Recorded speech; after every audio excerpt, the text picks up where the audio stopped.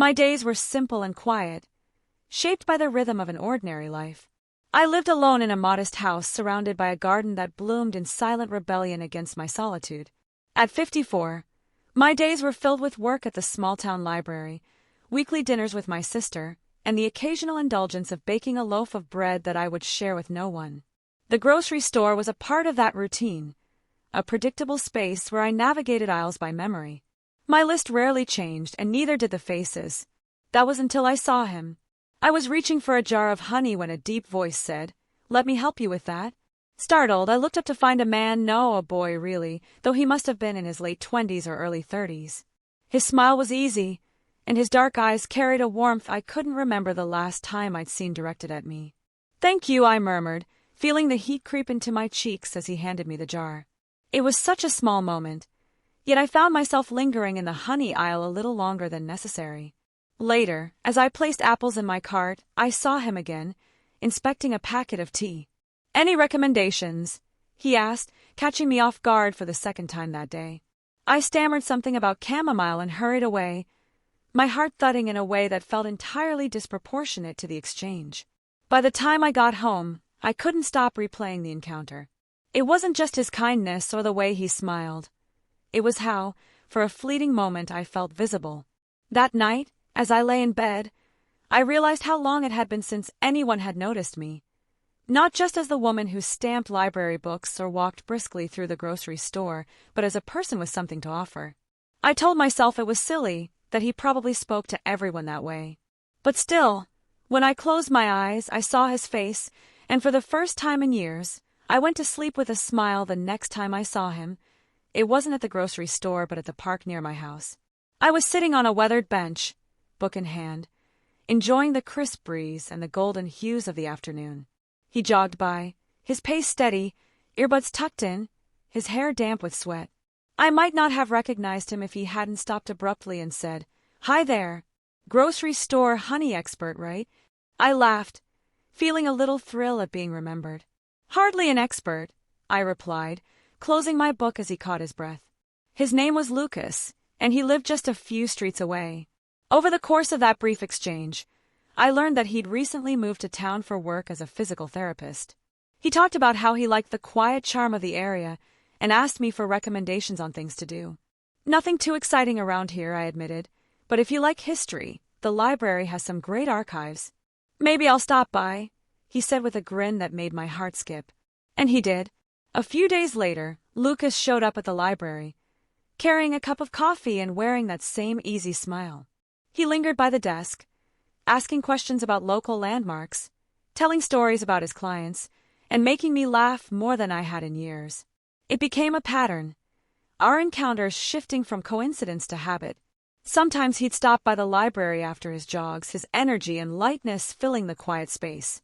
Other times, we'd meet at the grocery store, where we'd share jokes about aisle navigation or discuss the merits of different brands of tea. He even teased me once for buying a bouquet of daisies for myself. "Someone should buy you flowers," he said, plucking a daisy from the bunch and tucking it behind my ear before I could protest. The gesture was small, playful, yet it lingered with me long after he walked away. Lucas wasn't just a friendly neighbor or a kind stranger anymore. He was becoming someone I looked forward to seeing, someone who brought a spark of novelty into my otherwise predictable life.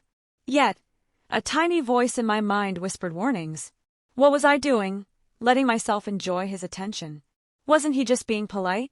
But those thoughts couldn't dim the growing warmth I felt whenever he was near. It was during one of our impromptu library chats that it happened. Lucas had found an old book about the town's history, and he was animatedly recounting a passage about a local legend. His voice was rich, his gestures lively, and his eyes sparkled with amusement as he read aloud a particularly dramatic line. I wasn't listening to the words. Instead, I was watching him. The way his mouth curved into a smile, the slight furrow of his brow when he stumbled over an unfamiliar name, the easy way he carried himself. A sudden awareness washed over me, sharp and disorienting, like stepping into cold water. I liked him. Not as a neighbor. Not as a friend. Not as the polite young man who made my days brighter. I liked him as a woman likes a man, with a pull that was equal parts thrilling and terrifying. I excused myself, claiming I needed to shelve books, and retreated to the far corner of the library. My hands trembled as I clutched the stack of volumes, pretending to busy myself with their spines. What was I thinking? He was young, vibrant, with his whole life ahead of him. I was 52, with laugh lines etched into my skin, and a heart that had grown cautious from years of solitude. But the realization didn't vanish. If anything, it grew stronger each time I saw him. There was the day he brought me a coffee, insisting I needed a break from the tea I always drank. The way his eyes crinkled as he laughed at my reaction to the bitter taste stayed with me. There was the afternoon we sat on a park bench, discussing books, and I found myself watching the way the sunlight caught in his hair. And then there was the evening I ran into him at the grocery store again. He was leaning against a shelf, holding a carton of eggs, debating aloud which brand was best. When he saw me, he called out, "Hey, you're the expert. Help me decide." I laughed, but my heart fluttered. He wasn't just a part of my days anymore, he was the highlight of them. The weight of my feelings pressed heavily on me, a mix of wonder and dread. Could he tell? Had I been too obvious? What if he saw me as foolish, deluded, or worse, pathetic? That night, I lay awake in bed, staring at the ceiling, my thoughts a tangled web of longing and fear. For the first time in years, I felt truly alive, my emotions raw and electric. But with that aliveness came a gnawing uncertainty. Could I allow myself to feel this way? The days that followed were a storm of emotions, each one more overwhelming than the last. My thoughts were a relentless cycle of excitement and doubt, hope and despair. Every time Lucas smiled at me or made some offhand joke, my heart betrayed me, surging with joy. But as quickly as the happiness came, it was replaced by an ache of uncertainty. What would people think if they knew? What would he think if he knew? The age difference felt like an insurmountable wall, one I had no business even considering scaling. I told myself that he couldn't possibly see me the way I was starting to see him, that his kindness and attention were born from simple decency, nothing more.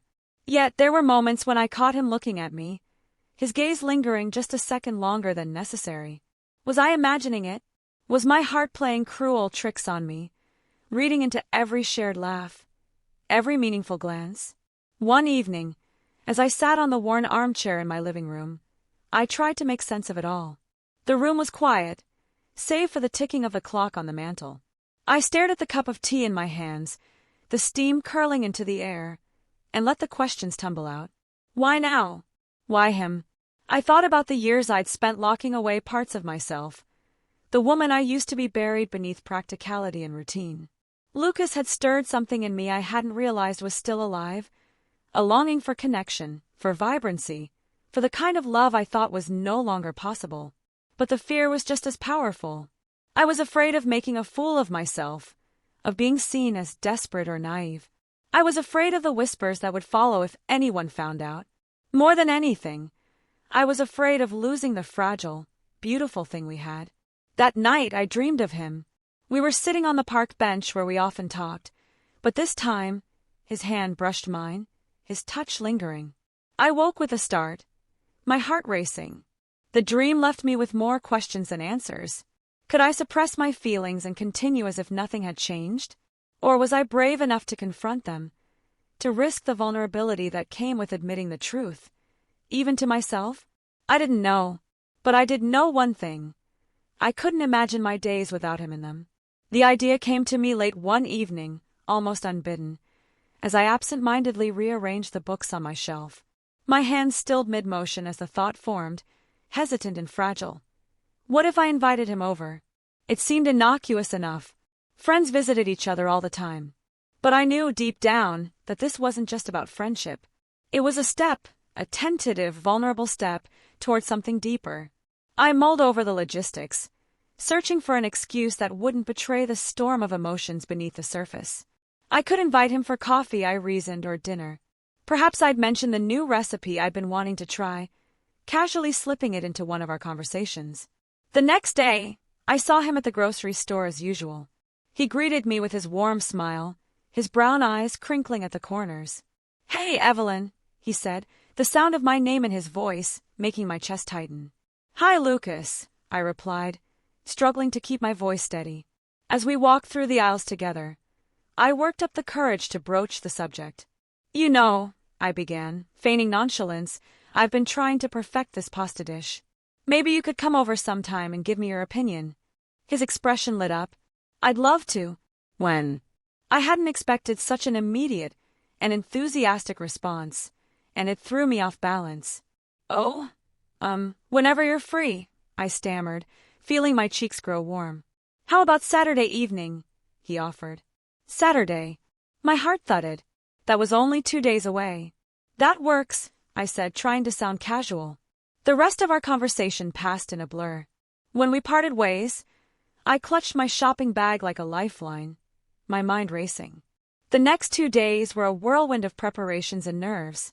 I cleaned my apartment with a meticulousness that surprised even me, agonized over what to wear, and rehearsed casual conversation topics in my head.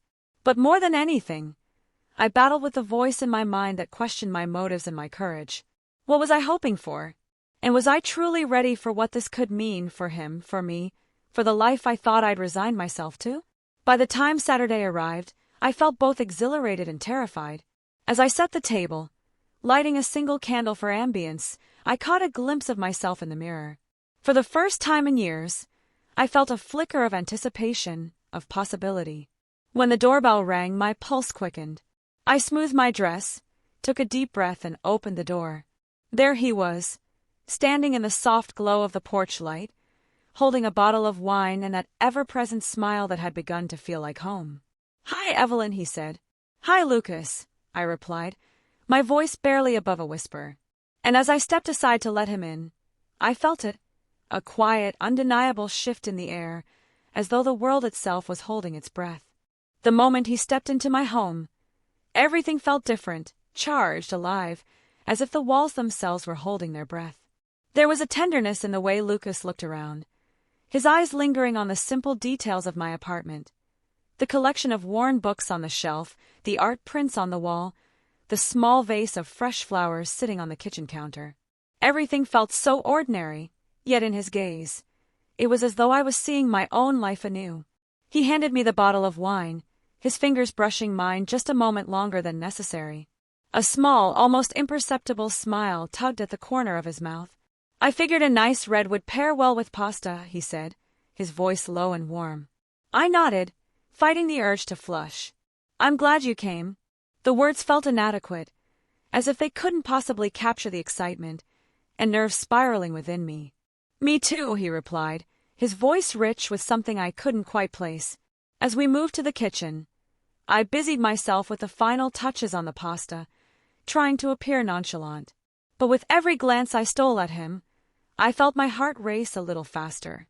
He had a way of looking at me, softly, intently, that made the room feel smaller, as though all that existed in that moment was him, and the space we shared between us. "Smells incredible," he said, as he leaned against the counter, watching me. His eyes were locked on me, and I caught the subtle warmth in his gaze, the way his lips parted slightly as he spoke, as if tasting each word before letting it go. I stirred the pasta, not trusting myself to look up at him directly. "I'm glad it turned out."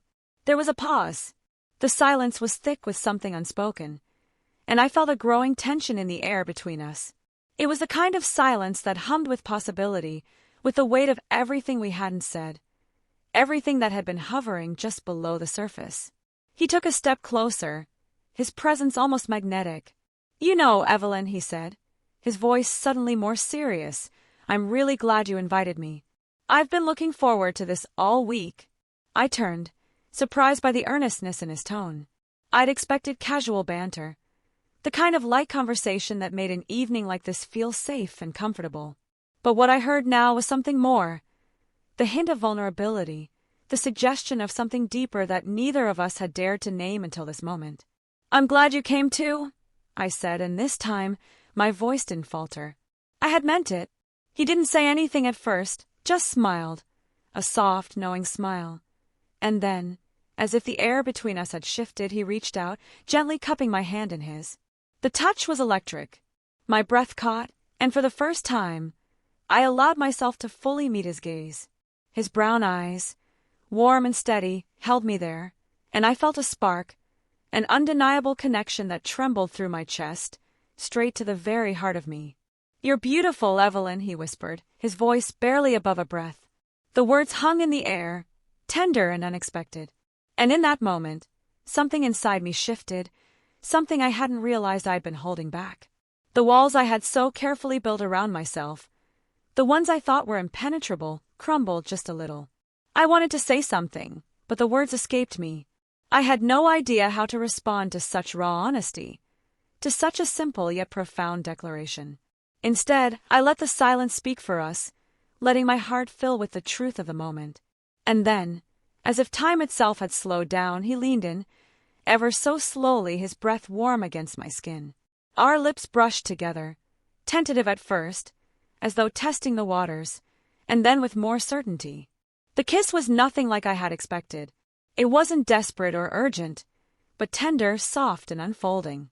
In that moment, I felt something in me stir, something I hadn't allowed to wake in years. As we pulled back, both of us breathless, Lucas smiled again. But this time, it wasn't just a smile. It was a promise, an understanding that we had crossed a threshold, one we couldn't go back from, no matter how much we might try. "I'm glad you invited me over," he repeated softly, his voice now full of something deeper, something that felt like an unspoken agreement between us. I nodded, a smile playing on my own lips. "Me too, Lucas. Me too." As I sat back that evening, nursing the last of the wine, I couldn't help but think of everything that had led me to this moment. The touch of Lucas's hand, the warmth of his kiss, it was as if the years had fallen away, leaving me with a raw, undeniable truth about love. Love didn't care about numbers or time. It didn't measure the distance between two people or the differences in their histories. It simply existed, without judgment, without expectations. It was strange to feel so young, in some ways after years of feeling invisible, irrelevant even. My life had become a quiet hum. Work, meals alone, the occasional call from an old friend, but nothing that ever made my heart beat faster. And then Lucas had walked into my life, his presence like a bolt of lightning, shattering the quiet monotony of my days. The age difference between us had never been something I considered when we first met. At the grocery store, we were just two people talking, exchanging pleasantries. I wasn't thinking about how many years separated us. But after that first conversation, after he'd left and I was left alone with my thoughts, the reality of our difference had begun to settle in. What would people think? Would they see us and immediately judge? Would they assume this was a fleeting attraction, something that would end the moment the novelty wore off? I couldn't deny the doubts that crept into my mind, those familiar whispers that told me to be cautious, to protect myself. At my age, people expected you to have everything figured out. They didn't expect you to be reckless, to fall for someone who could be the son of a friend. They didn't expect you to make mistakes, to chase after something that felt so right, even if it was also so uncertain. But as I sat there, reflecting on everything, I realized something. The world didn't get to tell me how to live my life. It didn't get to decide who I loved, who made me feel alive. I was no longer the person I had been, afraid, second-guessing myself, playing it safe. In this moment, with the soft glow of the lamp and the lingering taste of wine on my lips, I knew that love, real love, couldn't be dictated by age or convention. Lucas had awakened something in me, something I had forgotten was there. It wasn't just his youth, his energy. It was the way he made me feel seen, the way he listened, the way he made me laugh. He saw me, Evelyn, not a woman wrapped up in the weight of her years, but as someone worth discovering. And in return, I saw him, his vulnerability, his kindness, his openness. We didn't need to explain it to anyone. It was simply between us, this unspoken understanding, this connection that felt more significant than anything else in my life. And as I thought about all the times I'd held back from what I truly wanted, all the moments I'd pushed aside my desires for fear of what others might think, I knew that it was time to stop. I was done apologizing for my feelings, done second-guessing what felt right. Love wasn't about what people expected.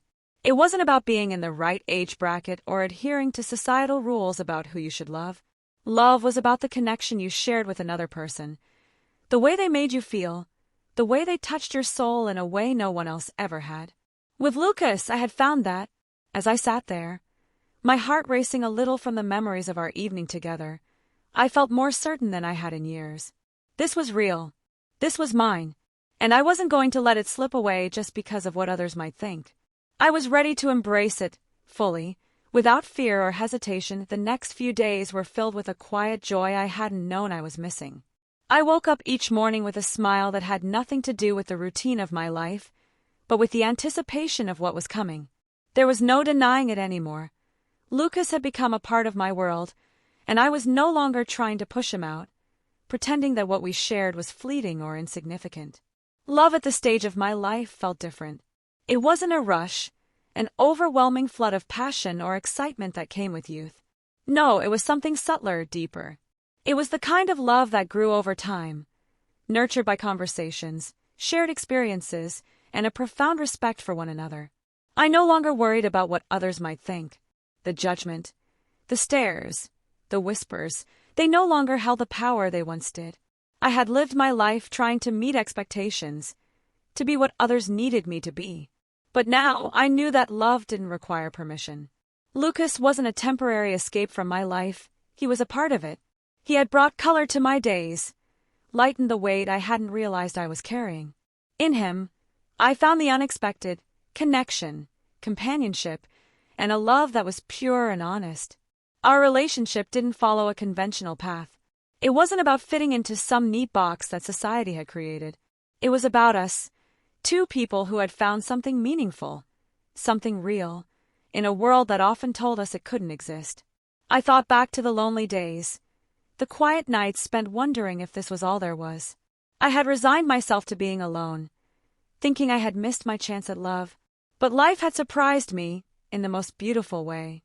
Love had come to me when I least expected it, when I had stopped looking for it and was finally content with who I was. I felt at peace, for the first time in so long.